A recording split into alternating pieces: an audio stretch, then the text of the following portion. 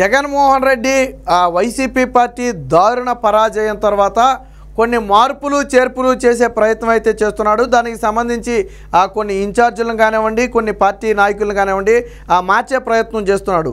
ఇందులో భాగంగా ఇటీవల కాలంలో ప్రధానంగా వార్తల్లో నిలిచినటువంటి వ్యక్తి ఎమ్మెల్సీగా ఉన్నటువంటి దువ్వాడ శ్రీనివాస్. సో ఎందుకు వార్తల్లో నిలిచాడు అనేది బహిరంగ సత్యమే.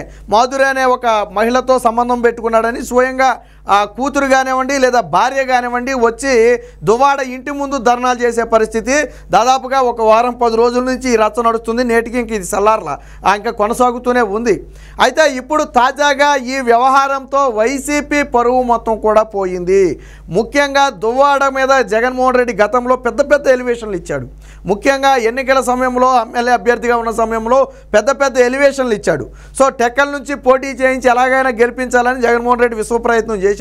కానీ ఈరోజు దువ్వాడ చేసిన పనికి మొత్తం పరువు అంతా కూడా పోయిన పరిస్థితి. ఒక రకంగా వైసీపీ పార్టీకి ఎక్కువ డ్యామేజ్ జరిగింది. దువ్వాడకు వ్యక్తిగతంగా ఎంత డ్యామేజ్ జరిగింది అనేది కాసేపు పక్కన పెడితే పార్టీ పరంగా వైసీపీ పార్టీకి ఎక్కువ డ్యామేజ్ జరిగింది. ఆ పార్టీ నేతలు కూడా దీని మీద ఎవరు నోరు విప్పలేని పరిస్థితి. ఇంత కథ నడుస్తున్నా ఎవరు దువ్వాడకు ఈ రోజుకి సపోర్ట్కి రాలా. గతంలో రోజా వ్యవహారంలో కొంతమంది సపోర్ట్ చేశారు, కానీ దువ్వాడ వ్యవహారంలో ఈరోజు ఎవరు సపోర్ట్ చేయడానికి రాలేదు, ఎవరు ఓపెన్గా వచ్చి మాట్లాడలేదు. మీరు కావాలంటే చూడండి.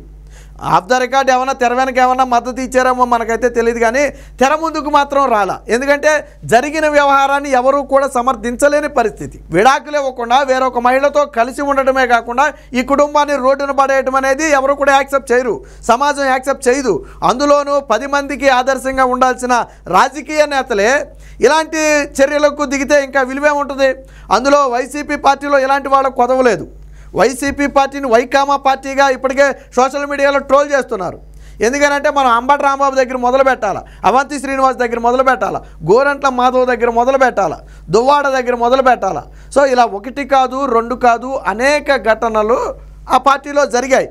ఇవన్నీ కూడా బహిరంగ సత్యాలు, ఇందులో దాపరికమేమీ లేదు.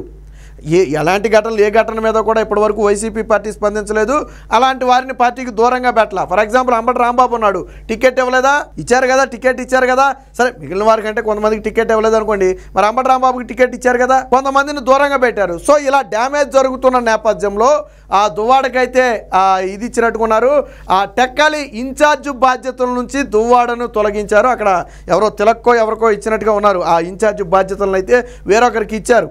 ఎందుకు ఇచ్చారు అంటే ప్రధాన కారణం వ్యక్తిగత గొడవలతో పార్టీ ప్రతిష్టను తీస్తున్నారనే ఒక బదావాదన. అయితే ఎప్పుడైతే తనను పూర్తిగా ఇన్ఛార్జ్ నుంచి తొలగించారని తెలిసిందో ఆ దువ్వాడ కూడా కొంత మనోవేదనకు గురైనట్టుగా తెలుస్తుంది. ఆల్రెడీ ఇప్పటికే ప్రజల్లో నన్ను అప్రతిష్ట పాలు అందరూ చేస్తుంటే ఇప్పుడు పార్టీ నుంచి కూడా నాకు సపోర్ట్ లేకుండా పోయింది. నేను పార్టీ కోసం ఎంతో కష్టపడితే నన్ను ఇన్ఛార్జ్ బాధ్యతల నుంచి తొలగించాలి అనుకోవటం ఎంతవరకు కరెక్ట్ అని చెప్పి ఆ దువ్వాడ కొంతమంది సన్నిహితుల వద్ద అయితే వాపోయినట్టుగా తెలుస్తుంది. అయితే పరిస్థితులు సద్దుమణిగాక మళ్ళీ ఏదోటి సెటరైట్ చేయొచ్చులే, ప్రస్తుతానికి పరిస్థితులు బాగాలేదు కాబట్టే మార్చి ఉంటారని చెప్పి సముదాయించే ప్రయత్నం చేసినా దువ్వాడ మాత్రం దాన్ని అయితే అంగీకరించే పరిస్థితిలో లేనట్టుగానే తెలుస్తుంది. ఒక రకంగా తీవ్ర అసంతృప్తిని అయితే వ్యక్తం చేశాడు. అయితే మరి ఈ అసంతృప్తిని జగన్మోహన్ రెడ్డి దగ్గర తీసుకువెళ్తాడా అంటే వేచి చూడాలా. అసలు పార్టీలో ఉంటాడా అనేది కూడా ఇప్పుడు అనుమానంగా మారింది. సరే దువ్వాడ పార్టీలో ఉన్నప్పటికీ బయటికి వెళ్ళినప్పటికీ పెద్దగా వచ్చే నష్టమేమీ ఉండకపోవచ్చు, కానీ మొత్తానికి దువ్వాడ వ్యవహారంలో జగన్మోహన్ రెడ్డి తీసుకున్న నిర్ణయం పట్ల పార్టీ సొంత నేతలు కూడా కొంత ఆశ్చర్యం వ్యక్తం చేసే పరిస్థితి. ఎందుకనంటే హత్య ఆరోపణలు ఎదుర్కొంటున్న అవినాష్ రెడ్డిని తప్పించలేదు, గతంలో అంబటి రాంబాబుని తప్పించలేదు, అప్పట్లో అవంతి శ్రీనివాసుని తప్పించలేదు, గోరంట్ల మాధవ్ని ఎంపీగా రిజైన్ చేయించలేదు, పోనీ అలాగని పార్టీ నుంచి తప్పించలేదు. అలాగే దళిత డ్రైవర్ని హత్య చేసినటువంటి అనంతబాబు మీద కూడా చట్టపట్టాలు వేసుకుని తిరిగాడు.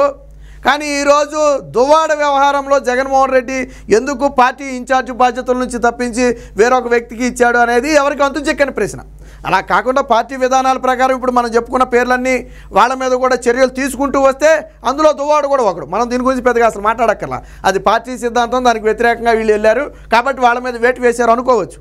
కానీ వాళ్ళందరూ బాగానే ఉన్నారు. వాళ్ళలో కొంతమందికి మన టికెట్లు కూడా ఇచ్చారు. ఎప్పటికీ వాళ్ళందరూ పార్టీతో కలిసే ఉన్నారు, పార్టీలోనే ఉన్నారు. కానీ దువ్వాడను మాత్రం ఇన్ఛార్జ్ బాధ్యతల నుంచి తొలగించారు. అంటే ఒక రకంగా దువ్వాడను పూర్తిగా దూరం పెట్టాలనే వాదన. అయితే దువ్వాడ వ్యవహారం అంతా మొదటి నుంచి కూడా వివాదాస్పదమే. గతంలో కూడా వాళ్ళ భార్య వాణి అనుకుంటా ఆ దువ్వాడకు వ్యతిరేకంగా పోటీ చేయడానికి ఆ టెక్కల్లో సిద్ధమైతే కొంతమంది వైసీపీ నేతలు సముదాయించారు. దువ్వాడకి యాంటీగానే నేను టెక్కల్లో పోటీ చేస్తానని చెప్పి స్వయంగా భార్య రంగంలో దిగింది. అయితే కొంతమంది వైసీపీ నేతలు, సీనియర్ నేతలందరూ కూడా పిలిచి బుజ్జగించి వ్యక్తిగత వ్యవహారాలని రాజకీయాల దాకా తీసుకురావద్దు, మళ్ళీ తన రాజకీయ జీవితం ఎందుకు పాడు చేయటం, నువ్వు అలాంటి నిర్ణయాలు ఏం తీసుకోవద్దు, ఎన్నికలు అయిన తర్వాత చూద్దాం లేదన్నా ఉంటే అని చెప్పి ఆ రోజు నచ్చజెప్పి ఇప్పుడు ఎవరైతే ప్రధానంగా ఆరోపణలు చేసి ఆందోళనలు చేస్తుందో భార్య వాణి, ఆవిడనైతే పోటీ నుంచి విరమించేటట్టు చేశారు. మొన్న కూడా ఈ దువ్వాడ వ్యవహారంలో ఎవరు వచ్చారు, పైగా కొంతమంది వైసీపీ నేతలను వీళ్ళు చెప్తున్నారు ఇదంతా రాజకీయ కుట్ర అని. ఇందులో రాజకీయ కుట్రే ఉంది. నీ భార్య, నీ కూతురు నీ ఇంటి ముందుకు వచ్చి ధర్నా చేస్తే అప్పుడు ఇది పబ్లిక్ అయింది. నిన్న మొన్నటి వరకు ఎవరికైనా తెలుసా ఈ కార్యక్రమం ఎప్పటి నుంచో జరుగుతుంది, ఈ తతంగం ఎప్పటి నుంచో జరుగుతుంది, నువ్వు ఆవిడతో ఎప్పటి నుంచో ఉన్నావు మాధురితో. కానీ ఏ రోజైనా సరే దీన్ని ఏ రాజకీయ పార్టీ అయినా వాడుకుందా, ఈవెన్ ఎన్నికల సమయంలో కూడా వాడుకోవాలా. ఇది బహిరంగ సత్యమే. సరే అందరికీ తెలియకపోయినా కొంతమందికి తెలుసు కదా, ఒకడికి తెలిసినా చాలు కదా నీ భోగోతం బయట పెట్టడానికి. కానీ ఎన్నికల సమయంలో కూడా దీన్ని బయటికి తీలా, ఎందుకంటే అది నీ ఫ్యామిలీ మ్యాటరు, వ్యక్తిగత విషయం, దాని గురించి పెద్దగా పట్టించుకోవాలా. కానీ ఈరోజు నీ కుటుంబమే వచ్చి రోడ్డు మీదకి వచ్చి నా భర్త నాకు కావాలని చెప్పి నీ భార్య, నా తండ్రి నాకు కావాలని చెప్పి నీ పిల్లలు రోడ్డు మీదకి వచ్చి ధర్నా చేసే పరిస్థితి. అప్పుడు ఇది పబ్లిక్ అయింది. ఇందులో ఏ పార్టీ ఇన్వాల్వ్మెంట్ లేదు, ఏ మీడియా ఇన్వాల్వ్మెంట్ లేదు. వాళ్ళు రోడ్డు మీద కూర్చున్నా మీరు చూపించకూడదు, వాళ్ళని మీరు మీడియాలోకి తీసుకురాకూడదు, సోషల్ మీడియాలో పెట్టకూడదంటే సమాజం యాక్సెప్ట్ చేయదు. బయట బహిరంగంగా జరిగినటువంటి ఒక ఘటన ఏదైనా సరే ఖచ్చితంగా అది మీడియా కానివ్వండి, సోషల్ మీడియా కానివ్వండి టేకప్ చేస్తుంది.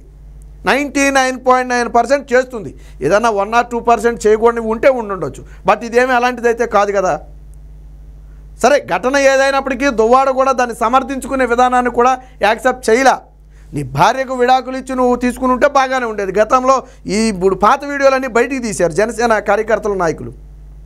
గతంలో పవన్ కళ్యాణ్ మీద విమర్శలు చేశాడు.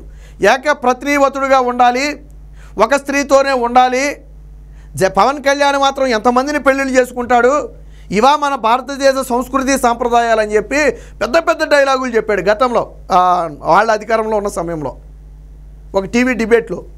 ఆ వీడియోలన్నీ బయటికి తీశారు. మరి నువ్వు కూడా ఏకప్రతినివతుడిగా ఉండొచ్చుగా. పవన్ కళ్యాణ్ చేసింది లేక ఆయన విడాకులు ఇచ్చాడు, వివాహం చేసుకున్నాడు, దాన్ని విమర్శించడానికి ఏమీ లేదు. నువ్వు కూడా విడాకులు ఇచ్చి వివాహం చేసుకో, వేరొక వ్యక్తి అందులో ఇన్వాల్వ్ అవ్వడానికి అవకాశం లేదు. కానీ నువ్వు విడాకులు ఇవ్వకుండా వేరొక మహిళతో ఉంటున్నావని స్వయంగా నీ కుటుంబం ఆరోపించింది.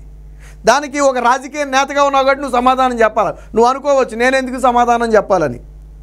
నువ్వు ఒక రాజకీయ నేతగా ఉన్నావు, ప్రజల ప్రతినిధిగా ఉన్నావు, ఎమ్మెల్సీగా ఉన్నావు, కాబట్టి ఒక విషయానికి ప్రజలకు సమాధానం చెప్పాల్సిన బాధ్యత నీ మీద ఉంది.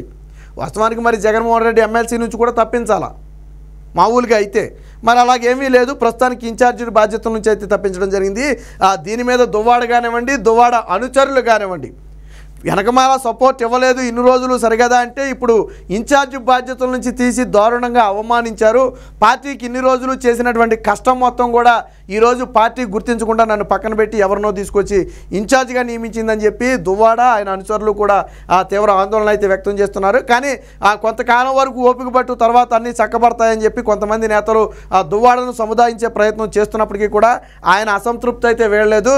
ఇప్పుడు మొన్న జరిగిన ఘటన కంటే నన్ను ఇది ఎక్కువగా బాధిస్తుంది అని చెప్పి కొంతమంది దగ్గర కూడా దువ్వాడ వాపోయినట్టుగా అయితే వార్తలు వస్తున్నాయి. మొత్తంగా ఏది ఏమైనా దువ్వాడ చేసినటువంటి రచ్చతో ఆ పార్టీ ఇమేజ్కి డ్యామేజ్ కలగకూడదని జగన్మోహన్ రెడ్డి దూరంగా పెట్టినట్టు తెలుస్తుంది. బట్ వైసీపీ ఇమేజ్ డ్యామేజ్ అయింది అనేది వాస్తవం. నేను ఇందాకే చెప్పా, దువ్వాడకు వ్యక్తిగతంగా ఎంత నష్టం వచ్చిందో తెలియదు కానీ పార్టీకి మాత్రం బాగా నష్టం వచ్చింది. ఎందుకంటే దీన్ని వైసీపీ పార్టీకి అంటగట్టి మాట్లాడారు. దువ్వాడ వ్యక్తిగత వ్యవహారమే అయినప్పటికీ కూడా ఆ పార్టీలో నాయకుడిగా ఉన్నాడు కాబట్టి ఖచ్చితంగా పార్టీకి అంటగడతారు. అదే పార్టీలో నాయకుడు కాదనుకోండి, పార్టీకి సంబంధం లేదనుకోండి, అది వ్యక్తిగత విషయంగా చూసేవాళ్ళు. బట్ ఆ పార్టీలో వ్యక్తి కాబట్టి దీన్ని అంటగట్టారు. మొత్తానికి పార్టీ ఇమేజ్ డ్యామేజ్ అయిన కూడా మాట కూడా వాస్తవమే. గతంలో అనేక మంది చేశారు, ఇప్పుడు దువ్వాడ కూడా చేశాడు. ఇందులో గొప్పగా కొత్తగా అనుకోవాల్సింది ఏమీ లేదు. అయినా దువ్వాడ మీద మాత్రమే వేటు వేసే ప్రయత్నం చేయడాన్ని మాత్రం అటు దువ్వాడ కానివ్వండి, దువ్వాడ అనుచరులు కానివ్వండి ఎవరు కూడా సహించడం లేదు. మరి జగన్మోహన్ రెడ్డి ఒకవేళ పిలిచి మాట్లాడతాడా, ఒకవేళ ఏమన్నా దువ్వాడ నేను పార్టీకి రిజైన్ చేస్తానో లేదా నేను రాజకీయాల నుంచి దూరంగా వెళ్ళిపోతానో ఏదైనా ప్రకటన చేసే ఆలోచనలో ఉన్నాడా అంటే అసంతృప్తి ఎక్కువ రోజులుంటే జరిగేది అదే ఖచ్చితంగా. ఇప్పుడు దువ్వాడలో ఉన్న అసంతృప్తిని చల్లార్చాల, ఏదో ఒక రీజన్ చెప్పి దువ్వాడ సంతృప్తి పడేటట్టు చేయకపోతే అసంతృప్తి ఎక్కువ రోజులు ఉంటేమవుద్ది అనే పార్టీ మారుతానో, పార్టీ నుంచి వెళ్ళిపోతానో, లేదా రాజకీయాలకు దూరంగా వెళ్ళిపోతానో ఆలోచన రావచ్చు. మరి జగన్మోహన్ రెడ్డి ఏమన్నా పిలిచి మాట్లాడి ఏమైనా ప్రయత్నం చేస్తాడా, లేదా దువ్వాడ లాంటి వ్యక్తులు వెళ్ళిపోయినా నాకేమీ నష్టం లేదని చెప్పి వదిలేస్తాడనేది వేచి చూడాలి.